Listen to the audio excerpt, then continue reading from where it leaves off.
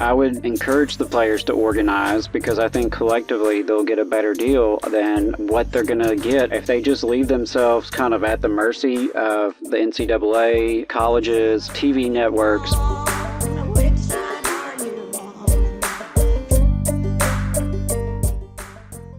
Speaking of holidays, we had a high holiday on Thursday, and we've got another high holiday today for people in the South, the last day of the college football season. Regular season, I should clarify. Yeah, regular season, right. Yeah. There will be the conference championships and the bowls, of course. That's always a wonderful time. Yeah, but it's the last day of the regular college football season. The Iron Bowl is happening here in a bit. Southern Miss is playing their last game at 11.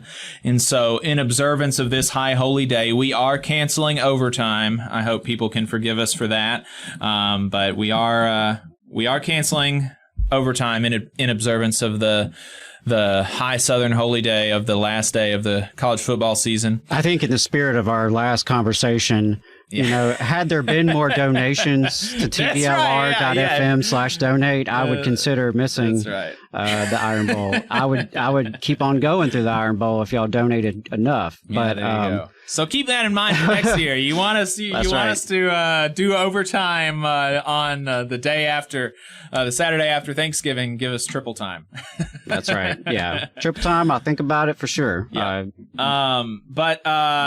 Big day in Alabama. Yeah, absolutely big day in Alabama. And when you think about when you think about college football, you should think about great time, good time with your families, another kind of Thanksgiving-esque kind of day, a day to spend with your family and have some fun and maybe get a little more rowdy than you would on Thanksgiving. But you should also, in the spirit of the conversation that we're having centering around workers, you should also think about the people who are making it possible to watch the Iron Bowl or, the last Southern Miss football game. If anybody watches, I don't know if, me and five other people are going to watch this game. So Adam and the other five, y'all should think about the college football players who do not get paid money to do this. They're finally starting to open up the name, image, and likeness stuff to get paid, but still not nearly enough.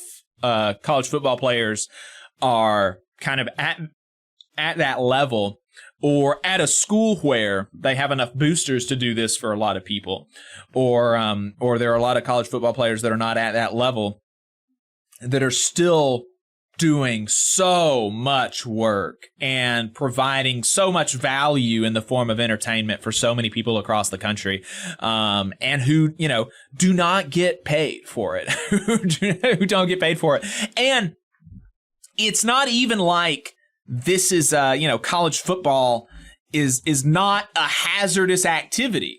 Right. There's some sports that it's really not, there's not a lot of safety issues involved in some sports. Maybe what's the one where they throw a puck on salt? Is that curling? I don't imagine there's a lot of injuries in curling, right? I think if it brings a lot of value to a college, they should get paid for the value that they create, obviously. But, I don't imagine there's a whole lot of value created there, and I don't imagine that there's a whole lot of risk there. Okay, so that's, we can set aside those sports, but at least for this discussion. But college football is so dangerous. The incidence of CTE is so high, permanent brain damage. And then, for a lot of the only very, very few, single-digit percentages of college football players go on to play in the NFL. But then, even for the ones who have NFL prospects, right, who can expect to get, a huge, multi-million-dollar contracts after they get out of college, every year that they play college football, every time they get on the field, they're risking everything, their whole career, because they could get injured and be knocked out of commission. And then what are they going to do for the rest of their life? Right. It's just, they absolutely, and especially at Southern universities like Alabama or Auburn, where the college football players bring in tens of millions of dollars a year, where the head football coach is the highest paid public employee in the state, the idea that we could have the people that are actually, playing the game and actually creating the value not be making any money is so absurd that it's difficult to kind of wrap your mind around. And that's why college football players should take advantage of the recent NLRB ruling that says they are employees and they have the right to unionize under the National Labor Relations Act, and collectively bargain with the NCAA and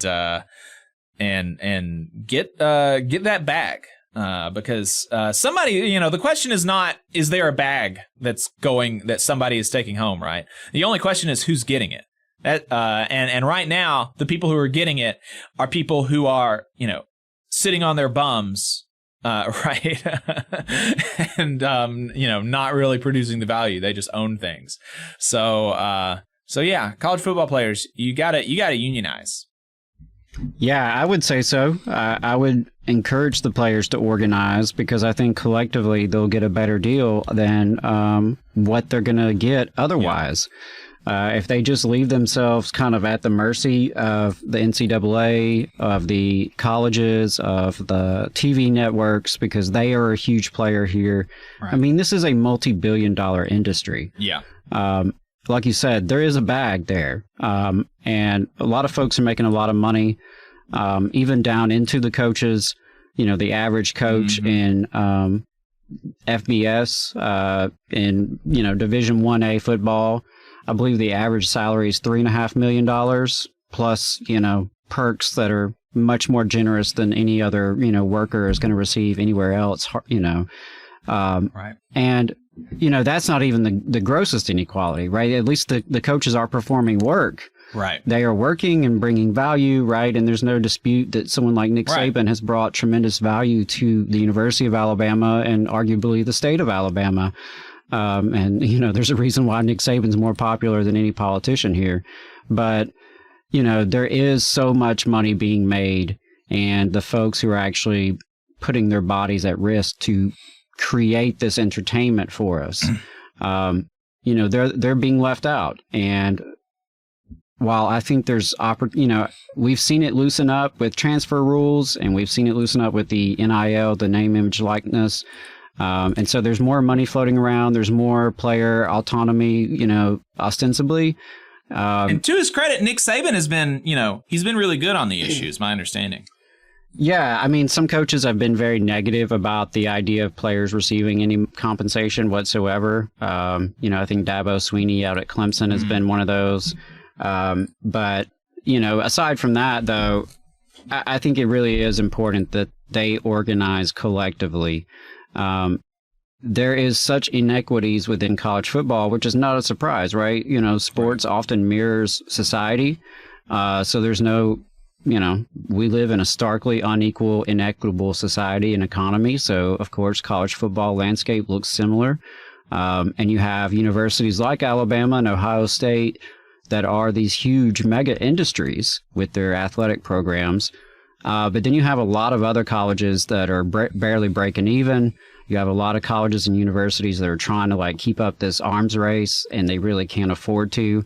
They're putting money in athletics when they probably should be spending it on, academics, which is supposedly the reason they're all there. So there's just a lot of issues there, but I think the collective organization of the players is the best path forward for them to get the best possible deal. Because what I would like to see, as someone who's been watching college football my entire life, and as problematic as it is, I still love it and I still enjoy it.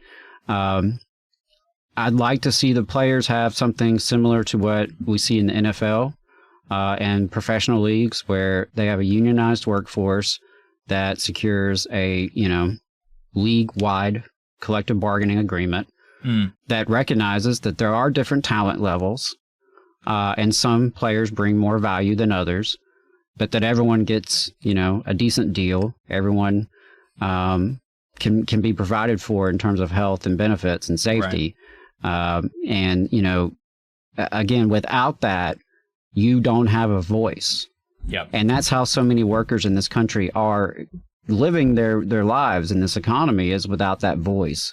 No voice in the workplace over their wages, their benefits, their safety, their conditions.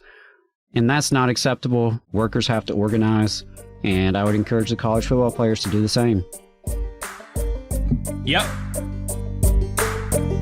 You just saw a clip from the Valley Labor Report. We are live every Saturday morning from 9:30 a.m. till 12:30 p.m. And we pride ourselves on keeping all of our content free to everybody so that we can talk to as many working folks as possible. If you support the work that we're doing, you think that it's important, you think that it's good, then consider making a monthly contribution to the project, and you can do that on our website, tvlr.fm.